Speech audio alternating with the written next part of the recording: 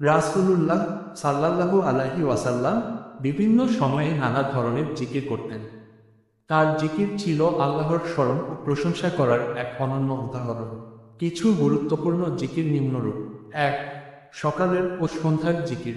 রাসূলুল্লাহ সাল্লাল্লাহু আলাইহি ওয়াসাল্লাম সকাল সন্ধ্যায় নিয়মিত জিকির করতেন।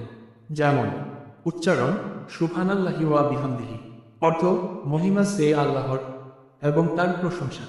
১০০ বার পাঠ করার মাধ্যমে গুনাহ মাফ হয়। ২. তাওবা ও ইস্তিগফার। উচ্চারণ আস্তাগফিরুল্লাহ ওয়া আতুবু ইলাইহি, অর্থ আমি আল্লাহর কাছে ক্ষমা চাই এবং তার দিকে প্রত্যাবর্তন করি। ৩. সুবহানাল্লাহ, আলহামদুলিল্লাহ, আল্লাহু আকবার।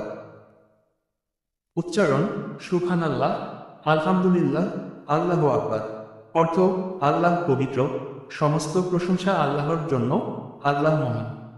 নামাজের পর ও ঘুমানোর আগে এটি বলা রাসূলুল্লাহ সাল্লাল্লাহু আলাইহি ওয়াসাল্লাম এর সুন্নাহ। ৪. লা ইলাহা ইল্লাল্লাহ।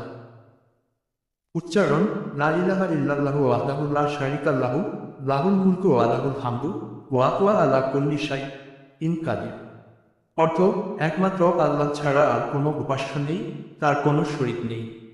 রাজত্ব তারই এবং সমস্ত প্রশংসাও তারই, আর তিনি সর্বশক্তিমান।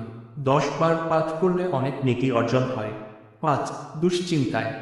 উচ্চারণ হাসবুনাল্লাহু ওয়া নি'মাল ওয়াকিল, অর্থ আমাদের জন্য আল্লাহই যথেষ্ট এবং তিনি উত্তম কর্ম সম্পাদনকারী। ৬. হাদিসে উল্লিখিত আরেক গুরুত্বপূর্ণ জিকির।